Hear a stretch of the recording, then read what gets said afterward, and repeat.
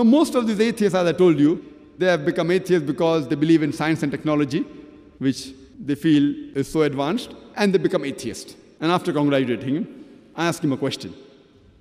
That suppose there is an equipment, there's an object, which no one in the world has ever seen, no human being has seen. If it is brought in front of you, and if the question is asked, that who will be the first person who will be able to tell you the mechanism of this equipment, of this object? If I ask this question to an atheist, that an object or an equipment which no human being has ever seen in this world, if it's brought in front of that atheist, and if he's asked the question that who will be the first person who will be able to tell you the mechanism of this equipment, what reply can he give you? What reply can he give you? Creator, manufacturer. Some may say creator, some may say manufacturer, some may say producer, some will say inventor. Whatever they say, it will be somewhat similar. Just keep it at the back of the mind. Either the atheist will tell you a creator, a manufacturer, a producer, an inventor. It will be somewhat similar, or maker. Keep it at the back of the mind and continue. Ask him the next question. That how did this universe come into existence? So the atheist will tell you that we have come to know that initially our whole universe was one primary nebula. Later on, there was a secondary separation, a Big Bang, which gave rise to galaxies, the stars, the planets, the sun, and the earth on which we live. This they call as the Big Bang. If you ask the question to atheist, when did you come to know about this Big Bang? He will tell you, 30 years back, 40 years back, we came to know how the universe came into existence in the Big Bang. You ask him the question. What you're talking about, the Big Bang, is already mentioned in the Quran 1400 years ago in Surah Anbiya, chapter number 21, verse number 30. Avalam yaral lazina kafaru. Do not the unbelievers see? Anna samawati wal arda kanat ratkan fafataqnahuma. The heavens and the earth were joined together and we clove them asunder. What you're talking about, the Big Bang, is already mentioned in the Quran 1400 years ago. Who could have mentioned this in the Quran 1400 years ago? The atheist may say, maybe it's a fluke. Don't argue. You have to ask him the next question. That what is the shape of this earth on which we live? So he will tell you that previously the human beings, they believed that the earth was flat. It was in 1577, it's a Francis Drake, he sailed around the earth that he proved that the earth was spherical. You ask him the question. The Quran mentions the spherical shape of the earth 1400 years ago in Surah Naziyat, chapter number 79, verse number 30, where Allah says, Wal ard ba'da zalika dahaha. And thereafter, we have made the earth egg-shaped. The earth we live in is not completely round like a ball. It is geospherical in shape. It is flattened from the poles.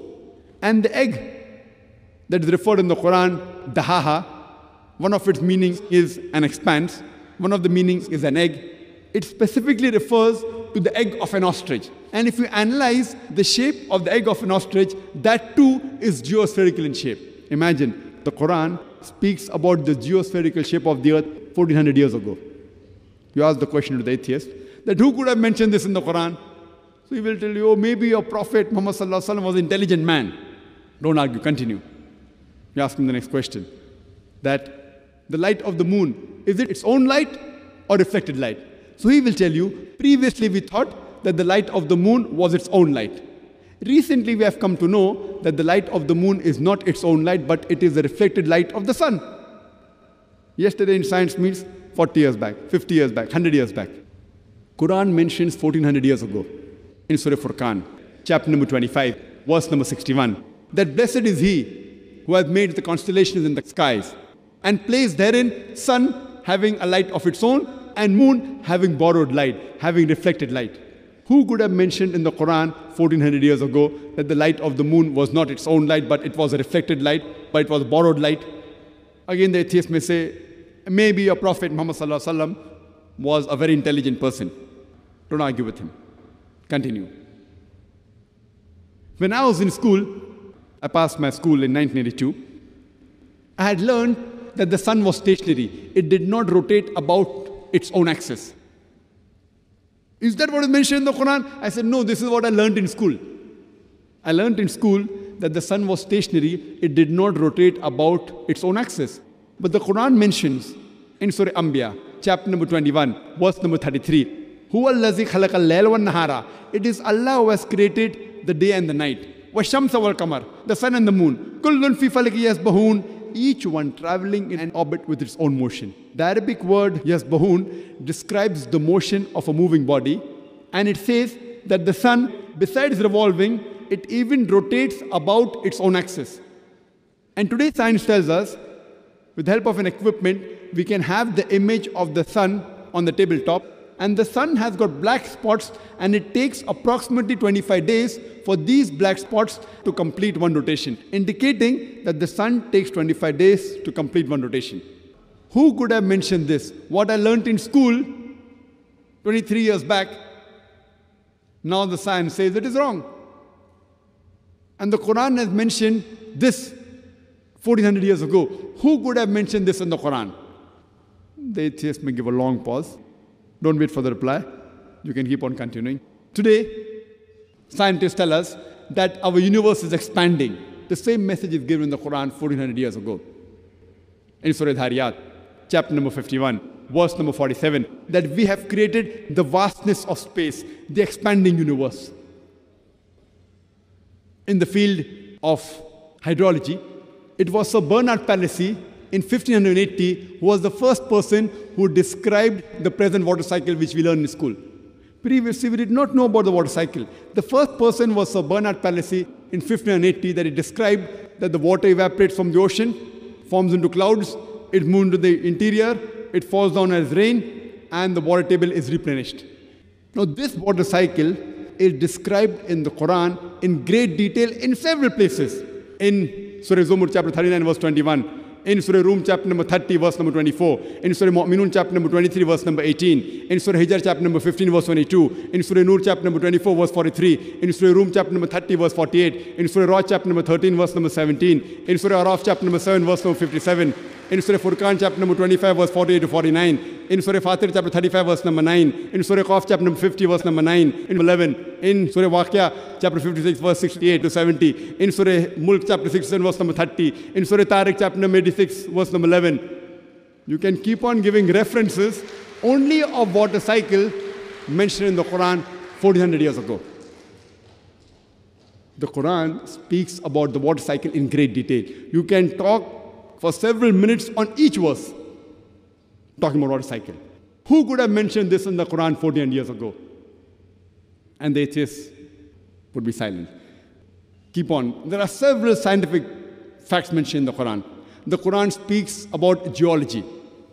Today, science tells us that the mountains give stability to the earth. If the mountains were not there, the earth would shake. The Quran says in Surah Naba, chapter number 78, verse number 6 and 7, that we have created the earth as an expanse, wal jibala autada, and the mountains as stakes.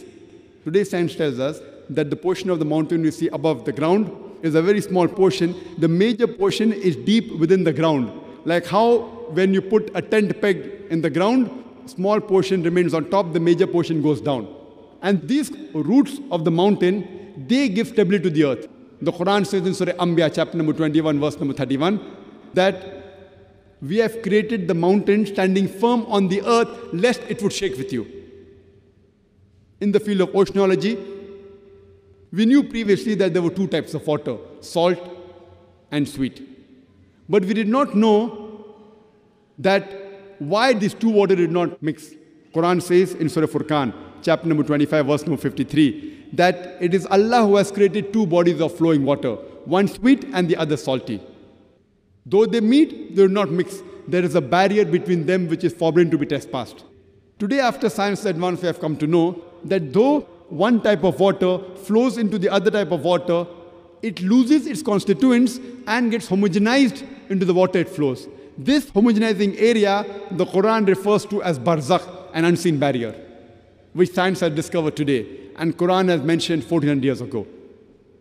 In the field of biology, the Quran says in Surah Anbiya, chapter number 21, verse number 30, وَجَعَلْنَا مِنَ الْمَاءِ كُلَّ شَيْءٍ. We have created every living thing from water.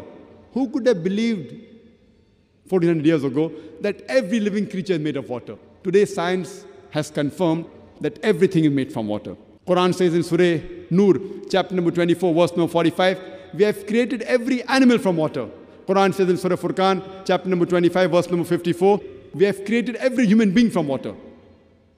In the field of botany, Quran says that even the plants have got sexes, male and female. In Surah Taha, chapter number 20, verse 53, which we came to know recently. Quran says that every kind of fruits are created in pairs. In Surah Ra'd, chapter number 13, verse number 3. In the field of zoology, Quran speaks about the lifestyle of the animals. In Surah Anam, chapter number 6, verse number 38. Quran speaks about the lifestyle of the bees. In Surah Nahl, chapter number 16, verse 68 and 69. Quran speaks about the spider.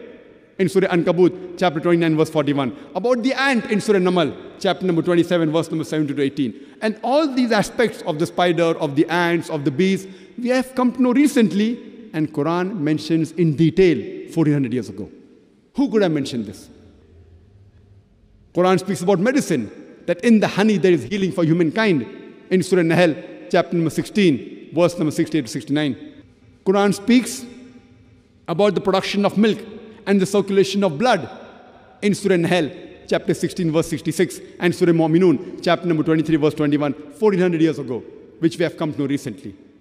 Quran speaks about medicine, about physiology, about embryology.